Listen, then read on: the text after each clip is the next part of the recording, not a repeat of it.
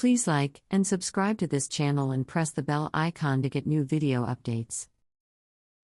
Hello, I'm Mike Molnar and welcome to my presentation, KDKA and the Pioneers of Broadcasting, 100 Years on the Air.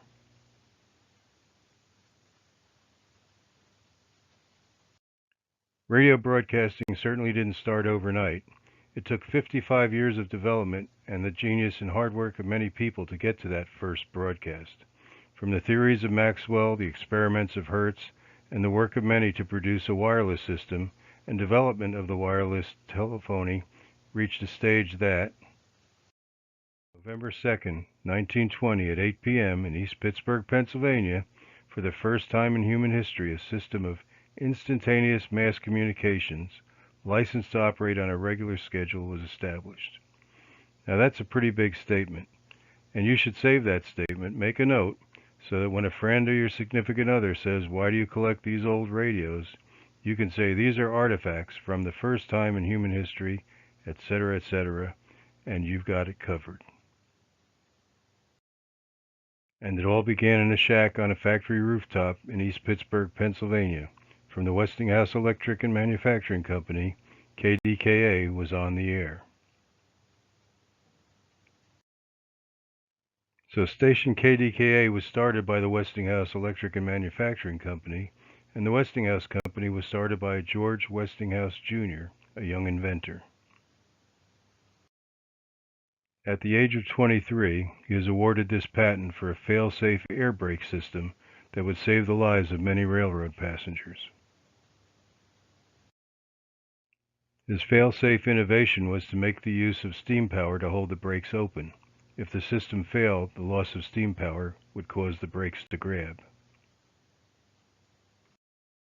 He soon formed the Westinghouse Air Brake Company to produce his invention, and he used that company to start to build an empire. In 1886, Westinghouse sees another opportunity. He creates the Westinghouse Electric and Manufacturing Company to use alternating current to help electrify America. While many robber barons were despised by their employees, Westinghouse was held in high regard. Personable and generous, he provided excellent benefits at the time. A hands-on guy, often working alongside his employees, he never suffered from the bitter job actions at that time. He even made Saturday a half day. His new company began a series of developments that would lead to the beginning of KDKA. These personal qualities helped Westinghouse attract talented people to join his team. To create a system of AC power, there could be none better than Nikola Tesla. An AC system would have incandescent lamps, but also had to run powerful motors both for industry and for home appliances. Tesla's polyphase motors could do that job. To distribute AC power required AC transformers, and inventor William Stanley Jr. joined the team. The battle lines were drawn as Edison and the Edison General Electric Company promoted their DC direct current system. Although the press pictured Edison versus Tesla, Westinghouse was the general commanding the AC team. By 1888, in just 2 years, the company had grown by promoting the better alternating current system. In the first battle, would Edison or Westinghouse be awarded the contract to harness the immense power of Niagara Falls to produce electricity?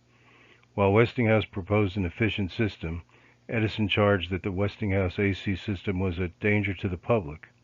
But Westinghouse is awarded the Niagara Falls contract, and AC wins the first major battle.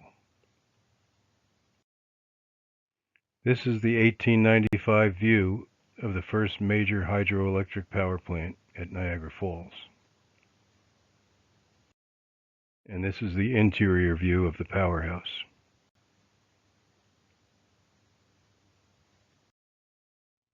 This postcard shows the 1893 Columbian Exposition, a World's Fair held in Chicago, and it becomes the site of the next battle of the currents. Again, Westinghouse battles Edison for the contract to electrify and light the fair. Westinghouse wins, but by undercutting Edison bid by 50%.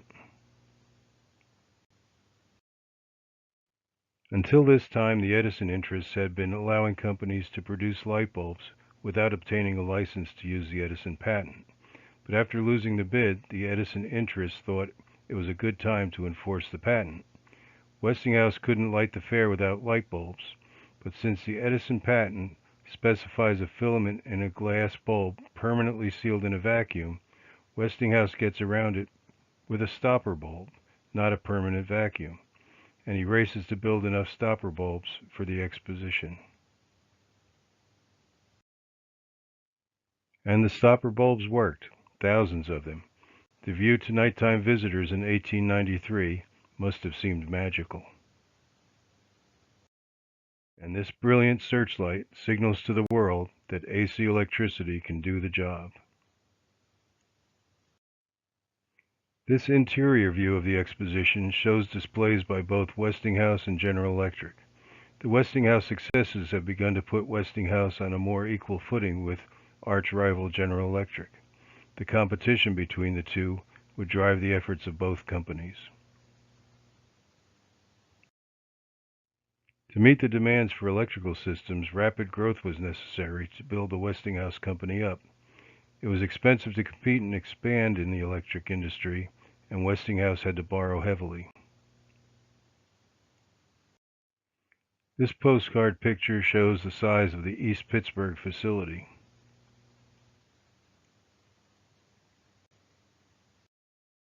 And more facilities are opened in Newark, New Jersey, New York, Cleveland, and Bridgeport, Connecticut.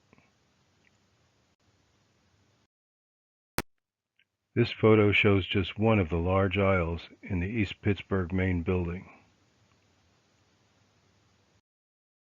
Equipment went to this testing floor before shipment.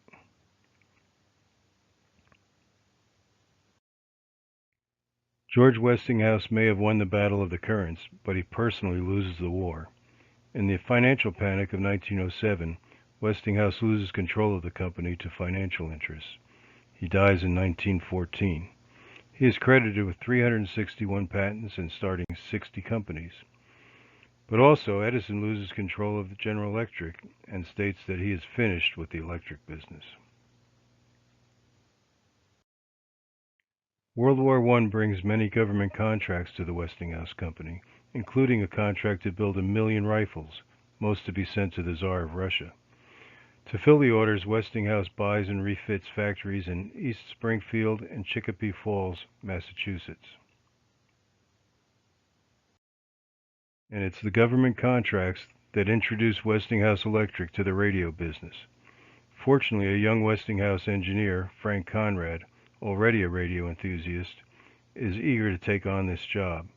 3 models of radios were built by Westinghouse: the Model RB commercial receiver, the SE 1414 aircraft receiver, and the SE 1012A.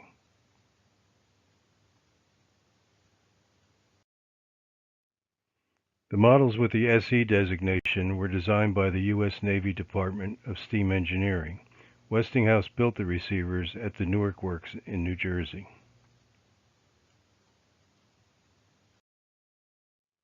This is an early picture of the Newark Works.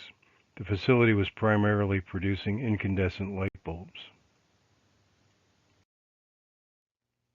As World War I ends, the contracts to build radios runs out. Wanting to stay in the radio business, Westinghouse purchases International Radio and Telegraph, formerly Nesco, and holder of the patents of Reginald Fessenden. They also option and then buy the patents of Edwin Armstrong. Their first effort in radio was to build a radiogram business. What business plan did Westinghouse have for radio? They found there was no room for another radiogram service. The amateur radio field was far too small. Was their purpose just to keep arch-rival General Electric from getting a monopoly? But meanwhile, in East Pittsburgh, engineer Frank Conrad had to test radio equipment. He made use of his amateur radio equipment located above the garage at his home to send test signals. The easiest way to make test signals was to play phonograph records into the microphone. This free music in the ether was soon noticed by amateurs and radio experimenters, and Conrad's activities were further publicized in amateur radio periodicals. This is the September 1920 issue of QST. This photo shows the equipment upstairs in Conrad's garage, licensed as Station 8XK. As the public interest in hearing this free music grew, the Horns department store in Pittsburgh began to demonstrate and sell simple radio sets and parts, all produced by a local entrepreneur. When Westinghouse Vice President Harry P. Davis read this story, he must have said, "Here is the idea he was looking for," and one of those stopper bulbs must have lit up right over his head. Here is the business model needed to make money on radio. First, create the demand by transmitting free music and information, and then second, create the supply of radios for sale to the public. Now Westinghouse wouldn't build just one or two commercial radios, but rather thousands of radios for thousands of homes. Soon stores like these would be opening up around the country to help people listen in.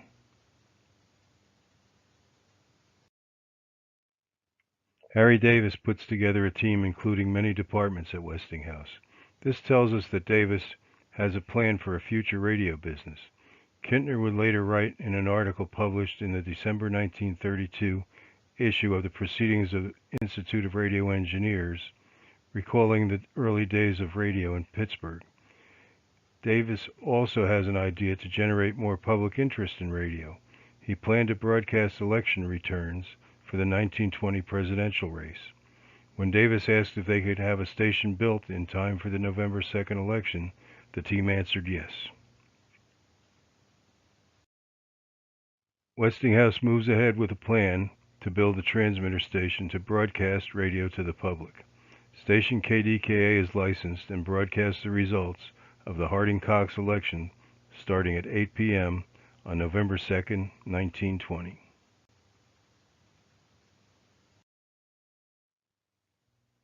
An engineer mans the transmitter in the rear, while the announcer in the center speaks into the microphone, that white box. Staff members get the election results from the Pittsburgh Post newspaper. The next day's newspapers report that the broadcast was a success. Not too surprisingly, other broadcasters would like to claim to have been the first, so let's take a look at some of the other possibilities. One of the first to transmit voice and music by wireless was Professor Reginald Fessenden. He is shown here with his crew at Brant Rock. Using high-frequency alternators to produce the radio wave, he modulated the amplitude with a microphone.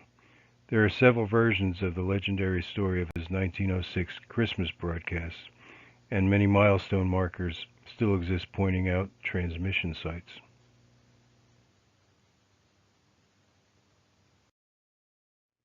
Lee DeForest begins demonstration broadcasts on station 2XG in New York. He uses the opportunity to show his love for opera and opera singers, but government radio inspectors soon informed DeForest that his broadcasts were a violation of his operator's license. DeForest uses the opportunity to relocate to California. Once again, he begins broadcasts of his beloved opera and opera singers. RCA, under David Sarnoff, set up a transmitter for the purpose of broadcasting the big boxing match between Dempsey and Carpentier. That was going to be of great public attention. WJY was set up, and signal from the arena was sent to the transmitter in Hoboken.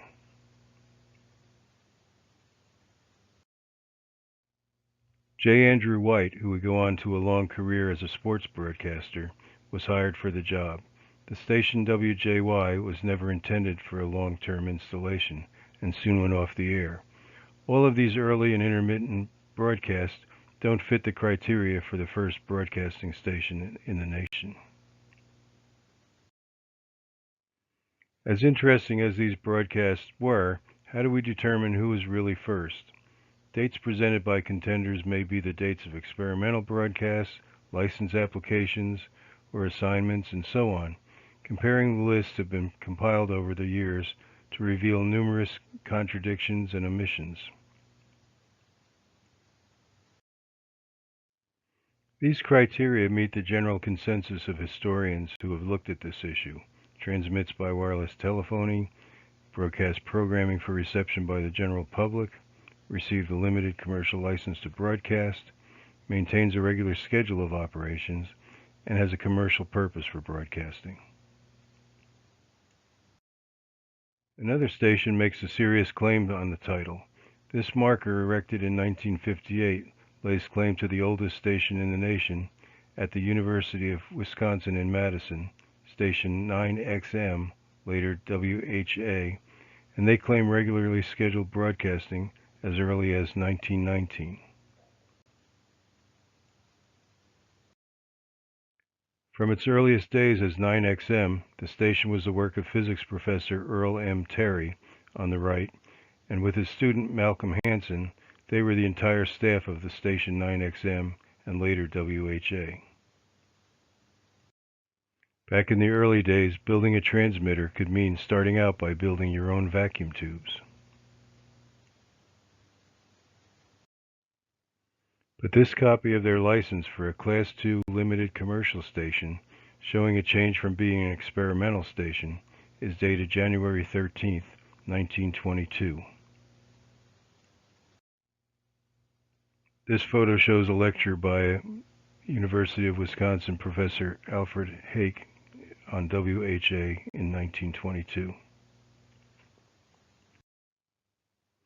The Detroit News was the first newspaper to recognize the importance of radio. They began broadcasting a regular schedule as 8MK on August 20, 1920, initially using a DeForest OT-TO transmitter with only about 100-mile coverage. They also provided election results for the 1920 voting, and they also broadcast 1920 World Series baseball scores. The newspaper's radio editor, Robert F. Kelly, led the upgrading of the station, and on October 13, 1921, they went on the air as WBL. On March 3, 1922, the Detroit News is assigned call letters WWJ. Programming was improved with live music from the Detroit News Auditorium. Broadcasts from the improved equipment began to bring in reception reports from around the country. WWJ is certainly a contender for first in the nation. Also, station KQW certainly has early roots, beginning with a true pioneer, Dr. Charles Harold. His early broadcasts had a commercial interest, as we can see here. Harold Laboratories, we sell everything good in radio. Harold's earliest call sign, station FN, dates from about 1909. This image, circa 1913 or 15, shows an early transmitter. Harold is standing at the rear door. Here Charles Harold tells a young protege how it all started back in San Jose in 1909. On the left are the early antenna towers in San Jose, and a photo of Harold giving a speech in his later years. So now we can try to apply some of these criteria to these contenders for the first broadcasting station. All of these stations did significant early work, but the assignment of a limited commercial broadcast station going first to KDKA is the final determining factor. As more broadcast stations were licensed, Westinghouse, underlined here, had 4 of the first 10, all part of the business plan to create a demand for radios, and the plan was working. Soon after KDKA's success, 3 sister stations to KDKA came on the air. Let's look at how the sister stations came about. The Westinghouse Model RA tuner and the DA detector amplifier were the top models being offered to the new radio fans. In East Pittsburgh, where the focus was on building large equipment for the electrical business, the decision was made to move radio production, except for transmitters and government orders, to a plant in East Springfield, Massachusetts. On the top you can see the Model RA and DA made in East Pittsburgh, and then below is the Model RA and DA made in East Springfield, Massachusetts. There are only subtle differences between the two. The wartime contracts to supply the 1,000,000 rifles had been completed, and a factory with a skilled workforce was now available. This would be the perfect site to manufacture Westinghouse radios. Along with the decision to produce radios in East Springfield came the construction of broadcast station WBZ, and the antenna towers soon went up on the factory. Westinghouse followed their business plan, supply the broadcasting to create the demand for radios, and manufacture the radios to satisfy the demand. This colorized image is the entire WBZ station, consisting of the studio and transmitter atop the factory building. Similar to the early setup at KDKA, this is the original station WJZ in Newark, New Jersey. Its location provided coverage to the New York area. The original WJZ location was at the top of the Westinghouse factory in Newark. And it only took a short train ride from New York to bring performers to the Newark studios. Westinghouse started station KYW in Chicago, Illinois, late in 1921. KYW brings news and information from Chicago to the farmers in the Midwest. KYW keeps an announcer at the Chicago Board of Trade to keep listeners up to date with the latest information. And now we can take a look at some of the other stations in that first group of 10.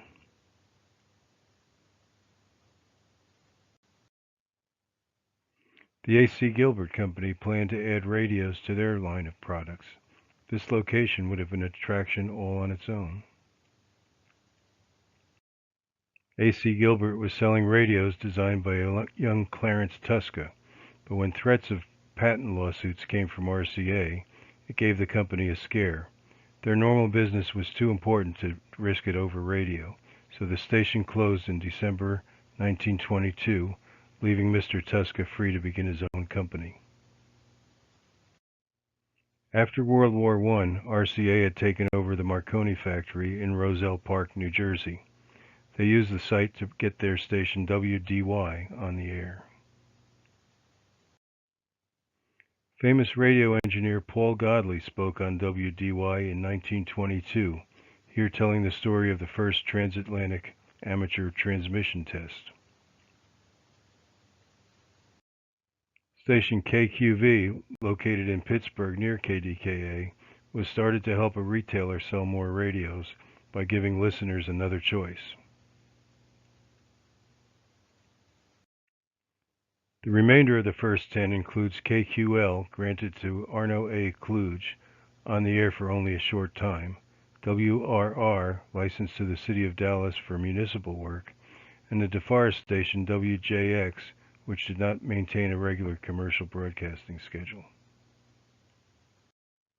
RCA's role was to market radios produced by members of the radio group.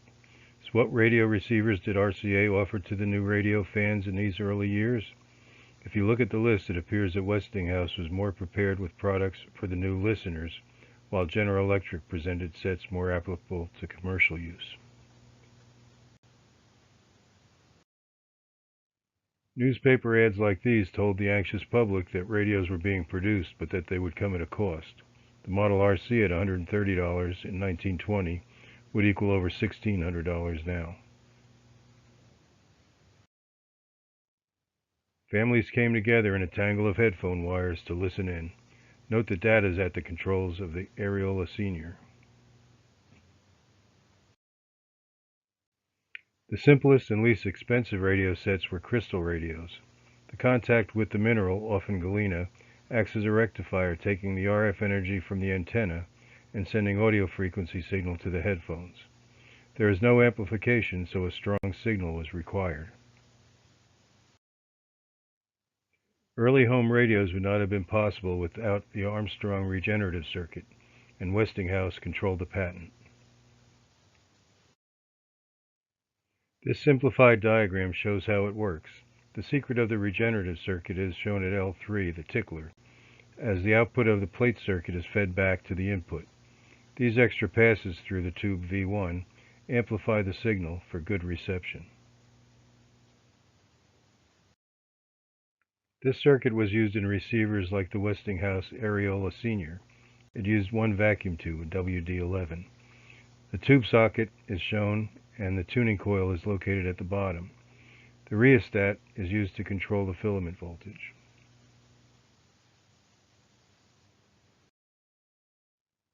The next step up was the model RA tuner and the model DA detector amplifier. If purchased in a single cabinet, it was called the model RC. It used 3 vacuum tubes. The circuitry is shown in this diagram. Located in the RA box was the tuner circuit on the left of the diagram, as well as the tickler coil above it. The amount of feedback through the detector was controlled by the open tap switches on the tickler. The output then fed into a 2-stage audio amplifier. The listener could control the volume by selecting which headphone plug to use, as shown at the top of the diagram. A local station received on headphones may only require listening at the detector output. Weaker signals and driving a small speaker required the audio amplifiers. Rheostats controlled the filament voltage. As each filament drew 5 volts at 1 amp, it saved a trip to take your battery to the local gas station to be charged if you could keep your current draw down. These were the features common to most of the best receivers available to the public in these early years. The RA tuner unit contains the tuning condenser and coil. The tickler settings are on the contacts at the bottom of the picture. The DA unit shows the 3 Model 01 vacuum tubes, detector in the front, and the 2 audio stages behind. You can see the rheostat and audio transformers along the bottom.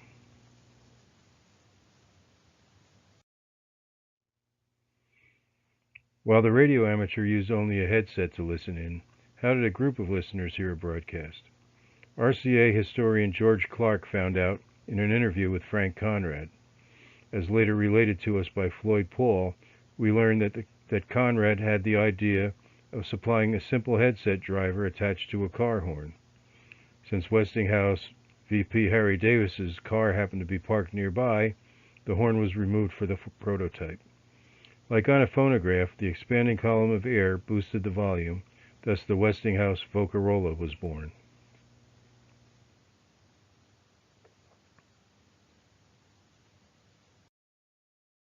As an alternative to spending $30 for a Vocarola, other manufacturers soon built horn assemblies that were ready for a headset to be attached.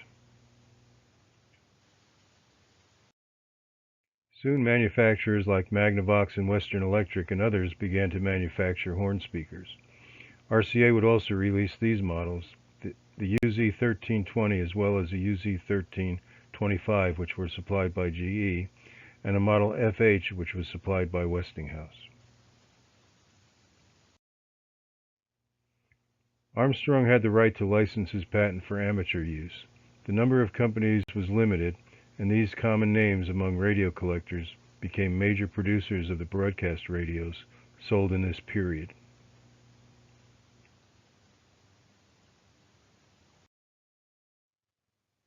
Some of these licensees and other radio manufacturers also followed the Westinghouse model and built radio stations to help encourage radio sales.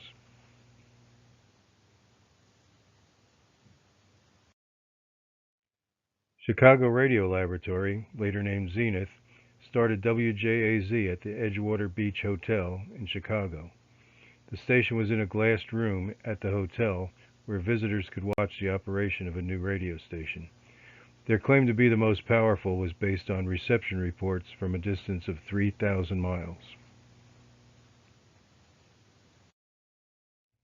Federal Telephone and Telegraph began production of the Federal Junior Crystal Receiver, but with no radio stations near Buffalo, Federal took on the job themselves, starting station WGR. The call letters WGR were originally assigned to a ship named the Governor that went down in the Pacific. The call letters WGR were then later reassigned to Federal. American Radio and Research Corporation, better known as AMRAD, have been doing experimental broadcasting since 1915. They would soon begin to broadcast programs to encourage people to buy their radios, too. Early broadcasts with the call sign WGI in 1922 included lectures as well as children's stories read by AMRAD engineer Eunice Randall.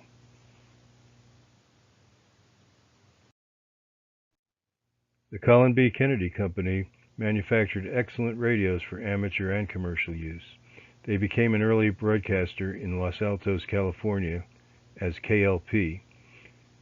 This area in California is now what is considered Silicon Valley. Before selling their radio production business and Armstrong license to Crosley, Precision Equipment Company started WMH in Cincinnati. They had an early association with Wurlitzer to provide the latest music for broadcast. WMH remained in operation for some time after Crosley was on the air with WLW. Hal Crosley Jr. started WLW with just a 50-watt transmitter, but Crosley was never one to think small. This station would systematically grow into a 500,000-watt superstation that could be heard anywhere around the country.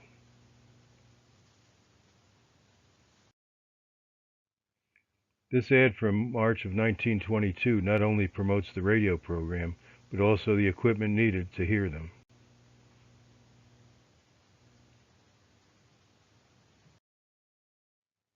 And this photo shows the antenna dominating the rooftop of the early Crosley factory at Coleraine and Alfred Streets in Cincinnati. WGY is started by General Electric in 1922. After many years' experience in wireless, GE is now producing radios for RCA. The best way to sell those radios in upstate New York is to provide the programming for the radio fans. WGY was located in part of the GE factory complex. Soon the antenna would be behind the lighted sign with the famous GE logo and broadcasting the antics of the WGY players. Moving west, we have a picture of William D. Reynolds in the station he started, KLZ, in Denver, Colorado.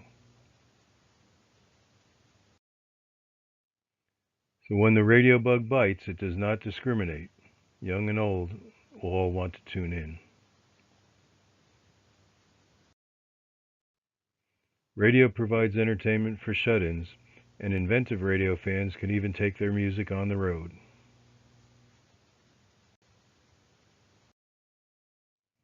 We see in 1922 that radio interest is increasing.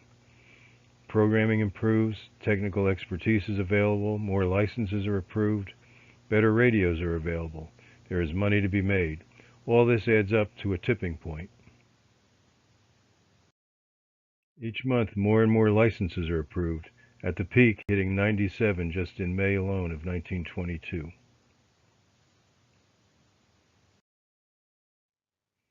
By the end of 1922, some 670 stations have been licensed, and they were all started for various reasons. There were religious broadcasters, educational institutions, big retail department stores, the radio manufacturers, newspapers, even municipal governments, and small radio and appliance stores. It didn't take much to get a start in the radio business. A would-be broadcaster could get started with the simple purchase of a complete transmitter, such as this one from RCA. The model ET3619 only produced a 10-watt output, But if that was the only station available and broadcasting from a small radio store in a rural town, that was enough to get started.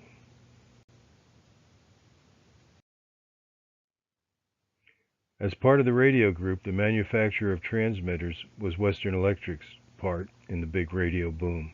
They soon provided a catalog showing 2 complete transmitters. The Model 2A had a 100-watt output and used 4 number 211A tubes. The model number 1A produced a 500-watt output using 5 vacuum tubes, 4 of the 212As and 1 211A. These transmitters can be seen in early station photos, as they often replace the earlier homemade setups that those stations had. Of over 670 stations licensed by the end of 1922, some would fail in a short time. Some were only intended for a short run, and others would go on to become the stations we know today. Among the notable stations started in 1922 was WGN, which began as WDAP, founded by Elliot Jenkins and Thorne Donnelly. The Chicago Tribune newspaper had been buying an increasing amount of airtime on Zenith's WJAZ, eventually taking control of the station. They arranged to get the call letters WGN purchased from a skipper of a ship on the Great Lakes. Combined with the purchase of WDAP, the new WGN was on the air. Now station WGN, world's greatest newspaper, published a program for the opening day. It included an address by Commander E.F. McDonald, president of Zenith Radio Corporation, as well as other entertaining programs. WGN was a pioneer in remote broadcasting, including political conventions, sporting events, and the Indianapolis 500. WGN's remote broadcast of the Scopes monkey trials brought them national attention.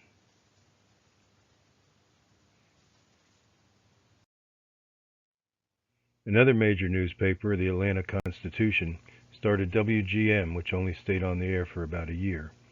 Their entertainers, Warner's Seven Aces, must have been out looking for work. Maybe they found their way to the other Atlanta newspaper radio station. The newspaper was the Atlanta Journal, which started station WSB in 1922. They started in a shack atop the Atlanta Journal building, and soon to a more elaborate setup at the Atlanta Biltmore Hotel. Some very different celebrities visited WSB. Henry Ford is on the left, and Rudolph Valentino on the right. Some stations were created by radio supply houses as a vehicle to promote their products.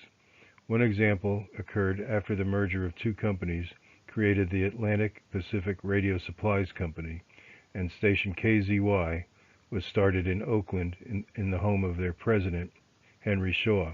He was also president of the Moorhead Laboratories, producer of early vacuum tubes.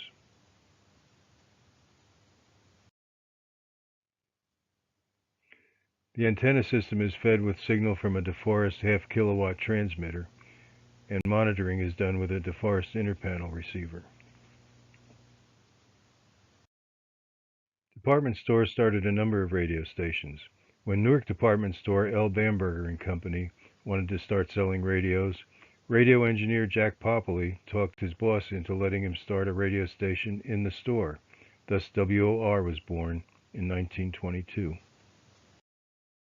This photo shows the radio store in the front and the studio located in the rear. It also captures Jack Popoli talking on the telephone.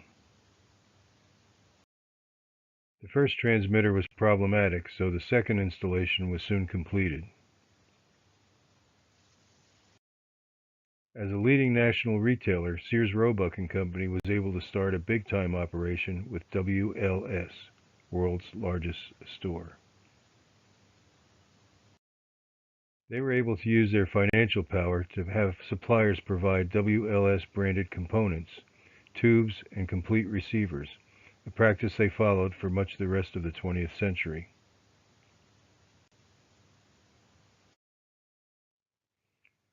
Other large retail chains also used radio not only to promote the sale of radios, but their other merchandise as well.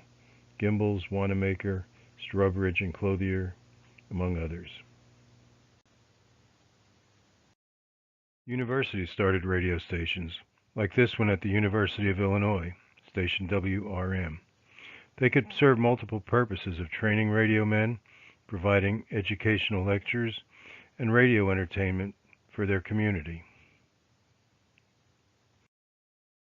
The University of Minnesota began experimental radio station 9XI before it later became WLB. When KDKA scheduled the first sermon to be broadcast, the pastor, Reverend Edwin Van Etten, couldn't be bothered with what he called a passing fad, so he passed the job to his assistant, and Reverend Lewis Whittemore gave the first broadcast sermon, January 2nd, 1921. To keep from distracting the congregation, the two engineers wore choir boy vestments. An article in the July issue of Radio Broadcast magazine tells the story of Pastor M.E. Dodd.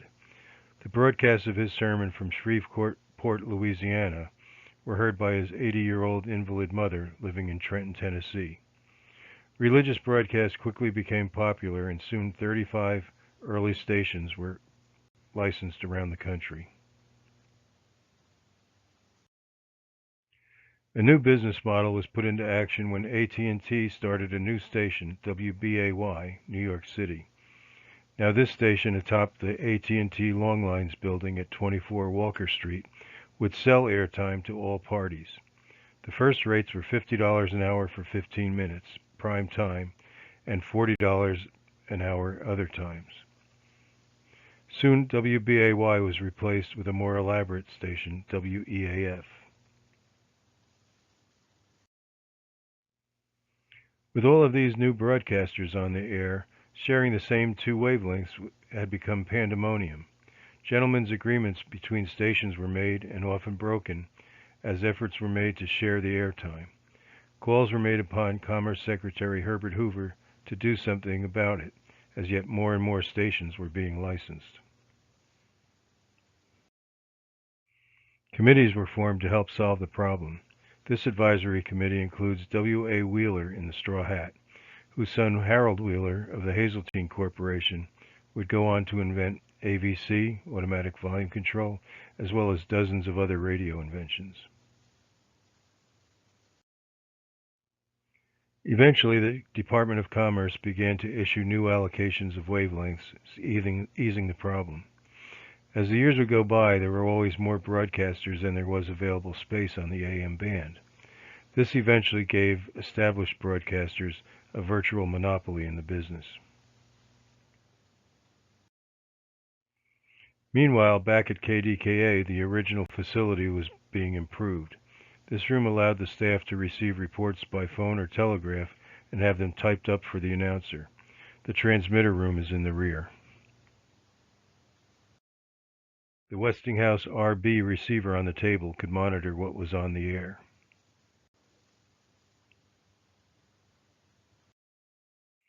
This colorized image shows the improved transmitter room.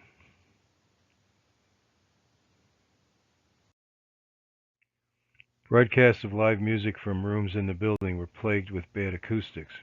A tent was set up on the roof, which was a great improvement. When a storm took the tent away, the staff learned that a tent set up inside the building would solve both the acoustic and weather problems. Conrad and his staff stayed very active, continuing experiments to improve KDKA. KDKA conducted shortwave transmissions tests, both to relay broadcasts between stations or to send direct programming over long distances.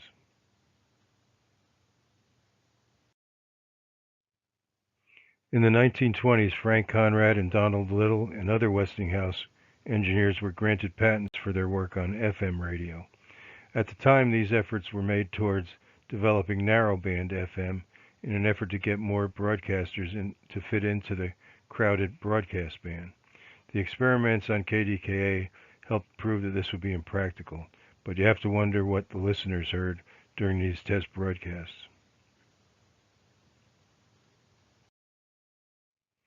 These photos show some 1928 experiments conducted by Frank Conrad with hardware that doesn't look radio related.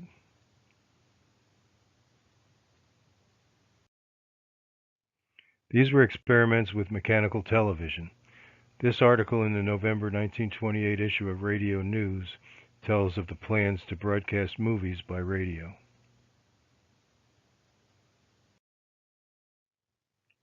In this photo, Dr. Conrad is adjusting the scanner as part of the mechanism. In this photo, we see the projection lamp L1 scanning the disc through the disc D, and then again focused through L2. That finally scans the film at F, which then is passed through to a photocell in the container labeled P. And KDKA itself continued to grow and improve with the technology of the time. This is the KDKA transmitter building in Saxonburg, Pennsylvania, circa 1930. And the KDKA blimp was used as a temporary antenna lift for experimental transmissions.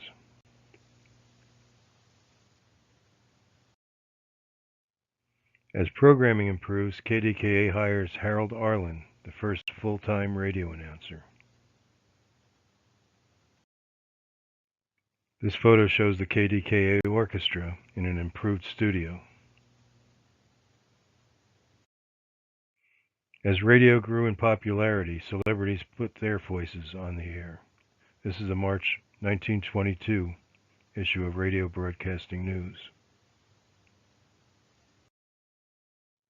And in the photo, it's Will Rogers entertaining the ladies at KDKA. The claim of first in the nation will still be challenged. There are enough arguments that can be made for all of the contenders.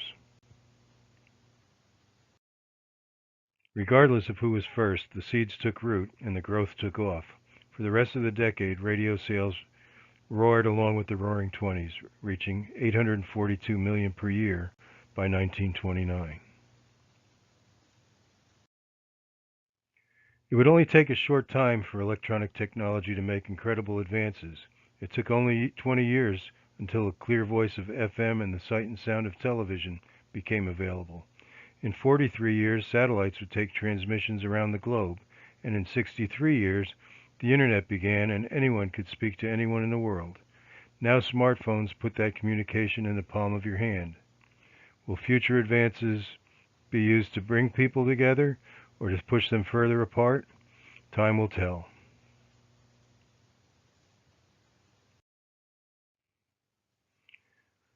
On that happy note, I end this presentation. Here's a list of some of the sources I've used. Thanks for watching.